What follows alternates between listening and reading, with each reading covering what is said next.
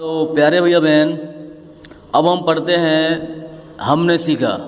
तो हमने सीखा को आप लोग अपने पुस्तक से पढ़ सकते हैं। तो आगे पढ़ते हैं प्रश्न उत्तर। अभ्यास के प्रश्न, सही विकल्प चुनिए। ग्रेफाइट का उपयोग नहीं किया जा सकता, तो क्या आएगा? काटने के औजार में। बाकी सब में होता है लेकिन काटने के औजार में नहीं होता, तो इसमें ये आएगा। कार्बन डाइऑक्साइड गीले नीले लिटमस को लाल कर देती है, अतः वह है अम्लीय ऑक्साइड। क्या है वह? अम्लीय ऑक्साइड है। 60 कार्बन परमाणु वाला अपरूप है फ्लोरीन। फ्लोरीन जो है 60 कार्बन परमाणु वाला अपरूप है। शुष्क बर्फ है ठोस CO2 गैस। शुष्क बर्फ है ठोस CO2। प्रकृति का सबसे कठोरतम पदार्थ है हीरा। यहाँ पे दिया हुआ है हीरा। ज्वाला के विभिन्न क्षेत्रों में किस क्षेत्र का तापमान उच्चतम होता है? तो यहाँ पे आएगा हल्का नीला क्षेत्र। क्या आएगा? हल्का नीला क्षेत्र। अपरूपता गुण है तत्व का। अपरूपता गुण है तत्व का। अब आता है रिक्त स्थानों की पूर्ति करो, खाली स्थान भरो। ठीक है, देखिए यहाँ पर दिया गया है खाली स्थान के दहन से ज्वाला उत्पन्न होती है। तो यहाँ पर आएगा गैसीय दहनशील पदार्थ। यहाँ पे आएगा गैसीय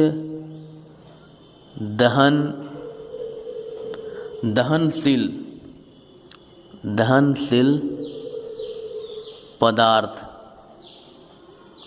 गैसीय दहनशील पदार्थ के दहन से ज्वाला उत्पन्न होती है। कोमल होने के कारण खाली स्थान का प्रयोग पेंसिल में किया जाता है। तो यहाँ पे आएगा ग्रेफाइट। क्या आएगा? ग्रेफाइट। खाली स्थान कार्बन का कठोरतम रूप है हीरा। इसमें आएगा हीरा। हीरा कार्बन का कठोरतम रूप है। कार्बन डाइऑक्साइड गंधहीन। यहाँ पर दिया ना, पुस्तक में दिया हुआ है। ये देखिए, रंगहीन गंधहीन गैस है। गंधहीन, रंगहीन और अम्लीय। यहाँ पे लिख सकते हैं गंधहीन, रंगहीन और अम्लीय गैस है कार्बन डाइऑक्साइड। अब आता है सही कथन है अथवा गलत कथन है, इसको पहचानना है और पहचान के गलत कथन को सही करना है। ठीक है, तो पहला दिया है हीरे तथा ग्रेफाइट में एक ही तत्व कार्बन है, यह सत्य है। यह क्या है? सत्य है। दूसरा, ये सत्य है। दूसरा दिया है हीरा विद्युत का सुचालक है, गलत है। हीरा विद्युत का कुचालक है, यह गलत है। यहाँ पे हीरा विद्युत का कुचालक है। कुचालक, आपको वहाँ पे पूरा वाक्य लिखना पड़ेगा। हीरा विद्युत का कुचालक है। मोमबत्ती की ज्वाला में हल्का नीला क्षेत्र मध्य में होता है, गलत दिया है। मोमबत्ती की ज्वाला में हल्का नीला क्षेत्र बाहर की ओर होता है, यह गलत है। बाहर की ओर होता है, आपको लिखना है। चौथा है ज्वाला के भीतरी क्षेत्र में दहन की क्रिया नहीं होती। चौथा भी गलत है। ज्वाला के बाहरी क्षेत्र में पूर्ण दहन होता है। ज्वाला के बाहरी क्षेत्र में पूर्ण दहन होता है, आपको लिखना है। पांचवा है कार्बन डाइऑक्साइड की प्रकृति क्षारीय होती है, गलत है। अम्लीय होती है, भी गलत है। आपको ठीक करके लिखना है कार्बन डाइऑक्साइड की प्रकृति अम्लीय होती है। ठीक है, अम्लीय होती है, आपको लिखना है। अब है उच्च जोड़ी बनाइए। पहला काजल तथा चारकोल। पहला में आएगा कार्बन के अपरूप। पहला में आएगा कार्बन के अपरूप। दूसरा है 60 कार्बन परमाणुओं से बना फ्लोरीन। कठोरतम पदार्थ है हीरा। शुष्क बर्फ है ठोस कार्बन डाइऑक्साइड। और दहन में आएगा ऑक्सीकरण क्रिया। आपको जोड़ी ऐसा नहीं बनाना है, आपको इसके सामने सही उत्तर लिख के कॉपी में लिखना है। इस प्रकार से जोड़ी नहीं बनाएंगे, इसके सामने जो सही उत्तर है उसको सही उत्तर करके लिखना है। अब आता है इनके उत्तर दीजिए।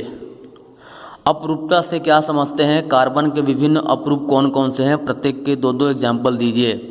तो यहाँ पे दिया गया है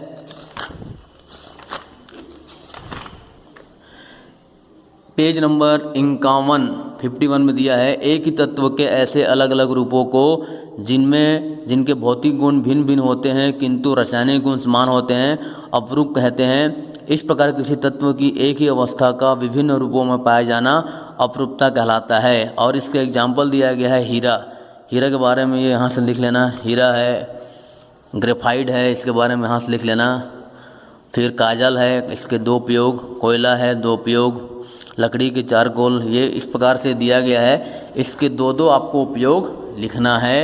इस प्रकार से ये आपका प्रश्न पहला बन गया, ठीक है। या फिर चलो मैं बता रहा हूँ उपयोग, जैसे कि हीरा का उपयोग तो यहाँ पे दिया गया है, शल्य चिकित्सा में कठोर पदार्थ है इसलिए कांच काटने में होता है। ग्रेफाइट का उपयोग आप लोग इसमें दिया है बुक में, आप लोग इसको देख के लिख लेंगे, ठीक है। ये आपका प्रश्न पहला बन गया। अब है दूसरा प्रश्न है, हीरा और ग्रेफाइट में किस प्रकार का अंतर करेंगे? तो इसको मैं आपको लिख के बताऊंगा, मैं व्हाट्सअप करूंगा, आप वहां से इसको देख लेंगे, ठीक है। अब आता है तीसरा प्रश्न है, फ्लोरीन क्या है, इसके प्रमुख उपयोग लिखिए। तो आपके बुक में दिया हुआ है, ठीक है। फ्लोरीन एक 60 कार्बन वाला कार्बन का अपरूप है। इसका उपयोग जो है अर्धचालक, स्नेहक, उत्प्रेरक, विद्युत तार आदि बनाने में किया जा सकता है। इसका उत्तर बुक में दिया है, यहाँ पर आपको मिल जाएगा। ये फ्लोरीन के बारे में, इसका उपयोग के बारे में दिया है। वैसे मैंने उत्तर बोल दिया हूँ, उसको आप यहाँ से देख के लिख लेंगे, ठीक है। अब है चौथा प्रश्न है, मतलब अगला प्रश्न है, कार्बन डाइऑक्साइड बनाने की विधि का सचित्र वर्णन कीजिए। तो पिछले वीडियो में आपको बताया था मैं, ये है कार्बन डाइऑक्साइड बनाने का सचित्र विधि, ये है। इस विधि को, ये चित्र को बना के इस विधि को आपको लिखना है। यही कार्बन डाइऑक्साइड बनाने की विधि है, इसी को आपको लिखना है। इसको पिछले वीडियो में आपको बताया गया है, ठीक है। अब आता है शुष्क बर्फ क्या है, इसका प्रमुख उपयोग लिखिए। ये भी आपको बताया गया है, शुष्क बर्फ क्या है, ठीक है।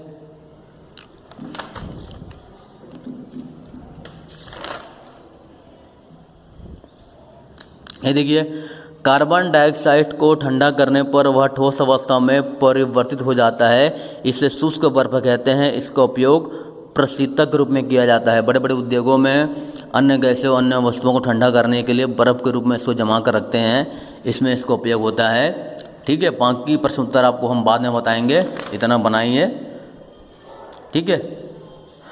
चलो एक प्रश्न और देख लीजिए, मोमबत्ती की ज्वाला के प्रमुख भाग कौन कौन से हैं, इसका सचित्र